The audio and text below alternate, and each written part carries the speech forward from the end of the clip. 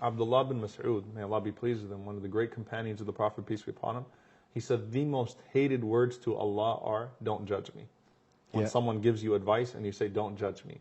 So, if you read the books of spirituality and tazkiyah in Islam and things of that sort, and you read the lives of the companions, one of the things that's consistent is consider advice even from your enemies. Consider what people say about you, even if it's your enemy. That's deep. Why? Because perhaps there might be some truth to what he's saying. And a great scholar by the name of Imam Ibn Qudama, may Allah be pleased with him, he said, if I had a scorpion on my back about to bite me, I would expect someone to point it out to me. So he said, a spiritual disease is far greater than a scorpion, which is going to cause physical harm. So that which would cause me spiritual harm is greater to me. So I would certainly want someone to point that out to me as well.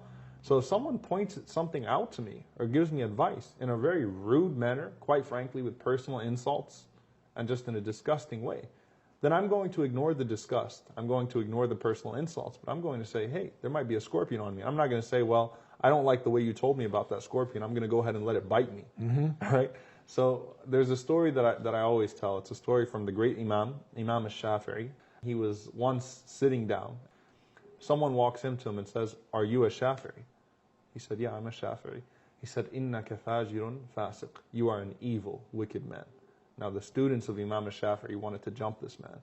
Imam al-Shafi'i, he raised his hands and he supplicated and he made dua. He said, Allahumma in kana sadiqan. Oh Allah, if he's telling the truth, فَاغْفِرْ لِي وَارْحَمْنِي وَتُبْ عَلَيَّ. Then forgive me and have mercy upon me and accept my repentance. وَإِن كَانَ غَيْرَ ذَلِكَ. And if he's not telling the truth, he didn't say وَإِن كَانَ كَاذِبًا, if he's a liar. He didn't go sink to that man's level. He said, if he's not telling the truth, forgive him, فَاغْفِرْ لَهُ وَارْحَمْهُ وَتُبْ عَلَيْهِ. Forgive him and have mercy on him and accept his repentance. And so the beauty of that is that, look, in life you will always have imbalanced praise and you will always have imbalanced criticism. I'm a public figure on my Facebook page, right, or my Twitter. You'll have people that will say, you're so awesome, mashallah, greatest man in the world. Then you'll have, imbalanced praise. I have to be able to ignore that. And at the same time, I get 300, 400 emails a day of people criticizing, not criticizing things legitimate, but sometimes mocking me, my appearance, my words, slandering me, my family, right? I've had people say nasty things about my mother, who's passed away, may Allah have mercy on her, people that try to poke at you. And so one of the things that my teacher said, he said, look, you're always going to have cheerleaders and haters. Imbalanced praise and imbalanced criticism. What you need to do is you need to be able to reduce that to noise so that you can recognize balanced praise, which is encouragement, so that shows you what you're doing well, and at the same time, balanced criticism, so that you don't lose yourself in the process of doing that good, and if it's even good in the first place. So it doesn't matter who's saying what to me.